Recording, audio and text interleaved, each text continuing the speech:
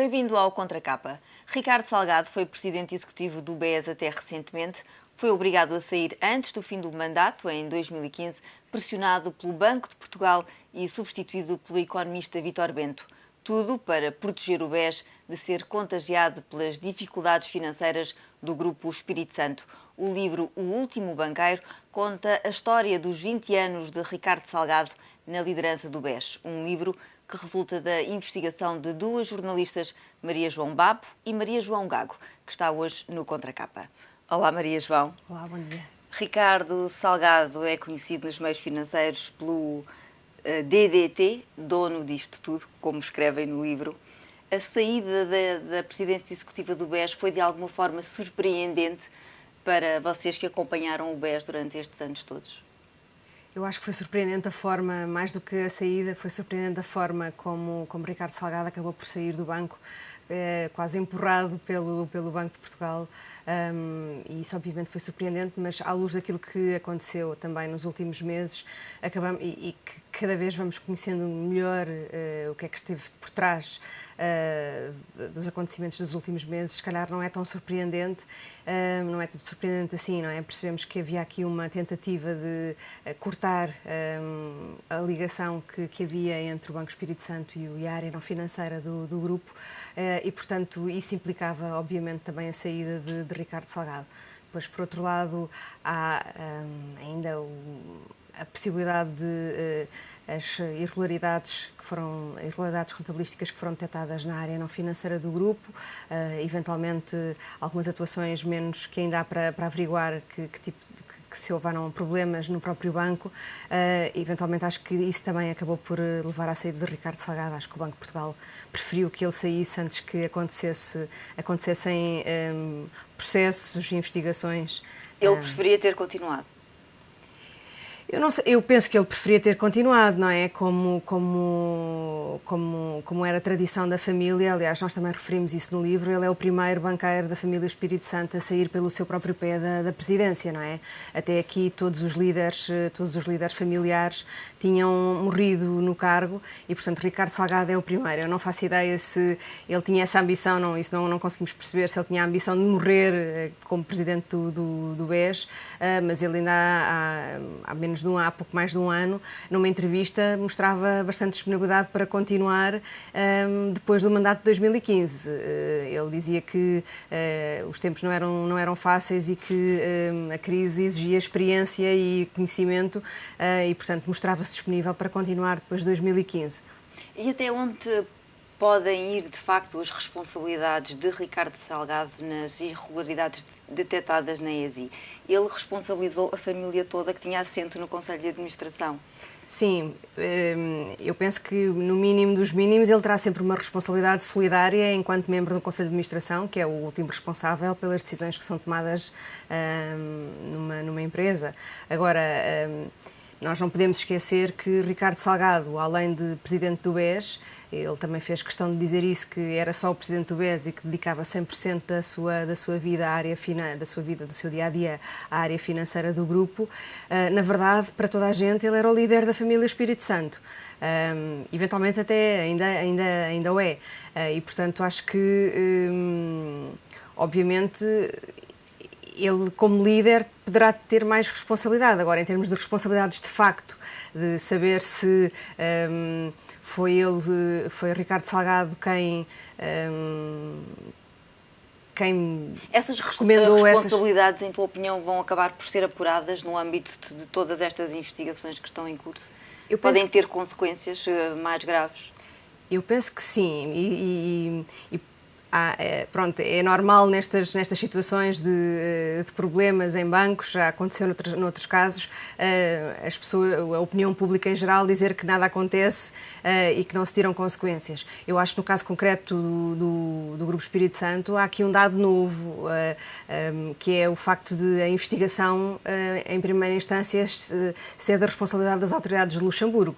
E, portanto, este é um dado que nós não controlamos. Acho que o Luxemburgo, como praça financeira internacional, eventualmente poderá ter mais motivações para ser menos para fazer uma investigação e uma atuação sem apelo nem agravo, como se costuma dizer, e, portanto, este dado novo pode indiciar que alguma coisa poderá mudar nessa responsabilização das pessoas, mas vamos ver. Conforme relatam aqui no livro, Ricardo Salgado, nos últimos meses, enfrentou várias frentes de batalha, desde dos problemas do banco em Angola,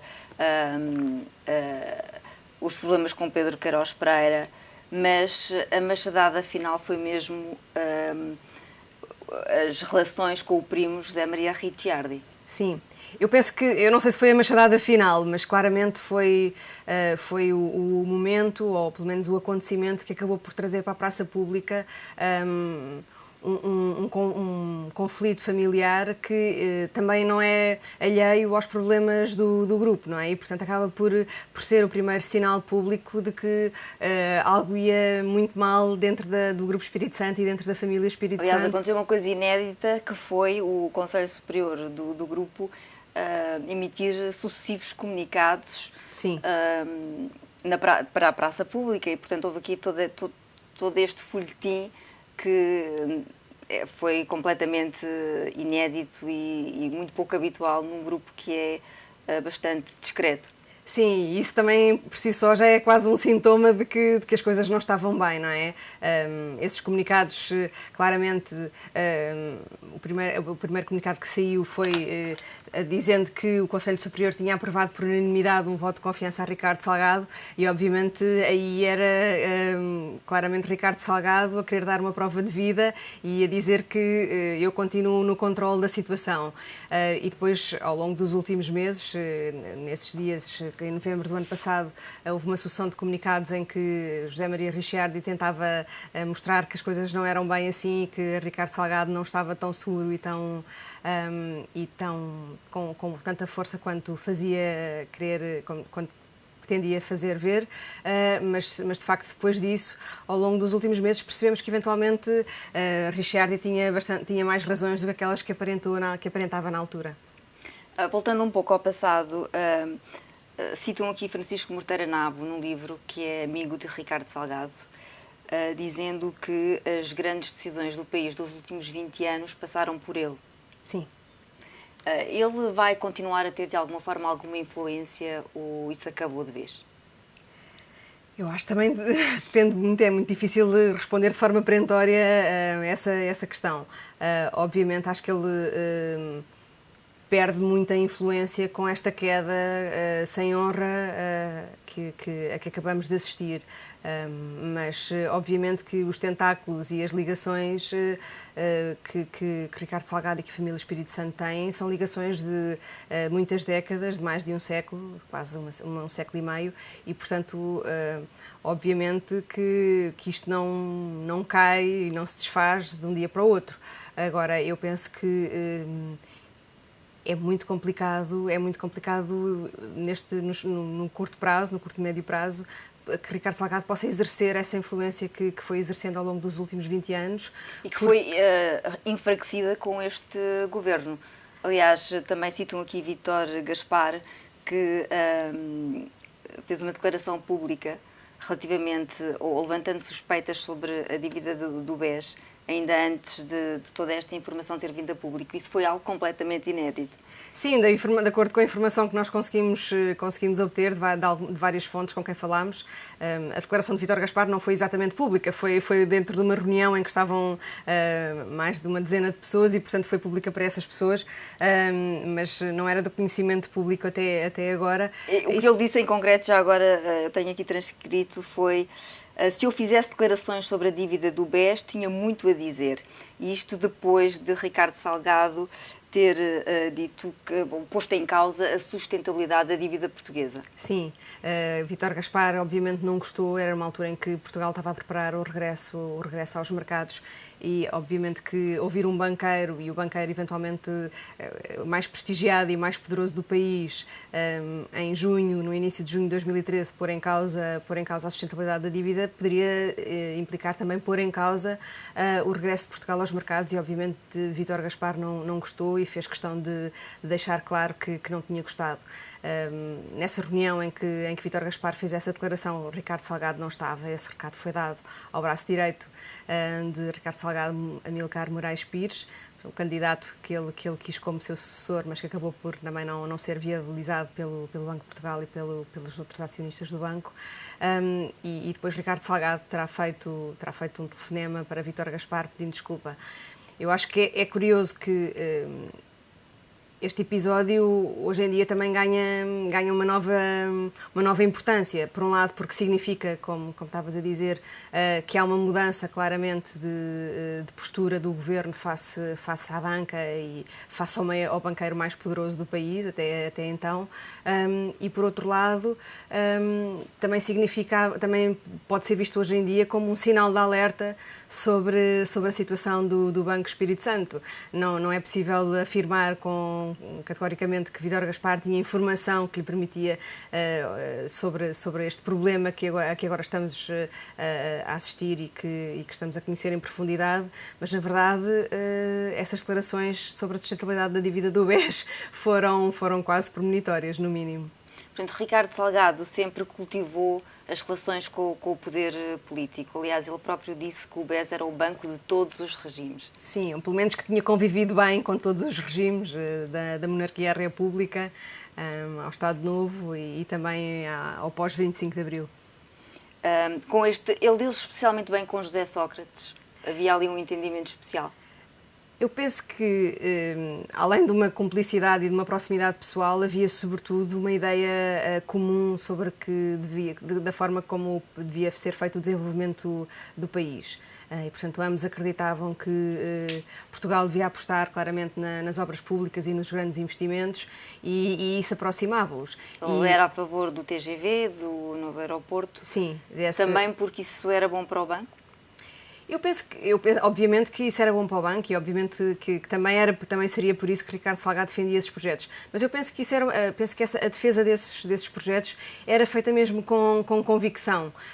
Pelo menos muitas das pessoas com quem falámos para o livro não reduziram a defesa desses projetos por parte do antigo presidente do BES a um mero oportunismo. Acho que era mesmo uma questão de convicção, mas uma convicção que de facto acaba por ser benéfica para o banco. Apesar de tudo, foi Ricardo Salgado que atirou Portugal para os braços da Troika, que precipitou o pedido de ajuda externa. De alguma forma precipitou, sim. Foi ele que foi o único banqueiro que José Sócrates recebeu antes de pedir formalmente ajuda pública. Ajuda da Troika e a intervenção da Troika em Portugal, já depois do Ministro das Finanças, então Fernando Teixeira dos Santos, ter dito publicamente que Portugal ia necessitar de apoio externo. Já depois disso, Ricardo Salgado foi a São Bento falar com o Primeiro-Ministro e, passado algumas horas, como todos podemos ver, José Sócrates acabou por anunciar publicamente ao país que iria pedir a intervenção externa. Eu penso que Ricardo Salgado acabou por dar os argumentos finais que convenceram José Sócrates a pedir ajuda externa. Maria João, muito obrigada por ter vindo ao Contracapa. Obrigada. Falámos sobre O Último Banqueiro, um livro sobre Ricardo Salgado e os seus 20 anos à frente do Banco Espírito Santo. O Contracapa volta para a semana.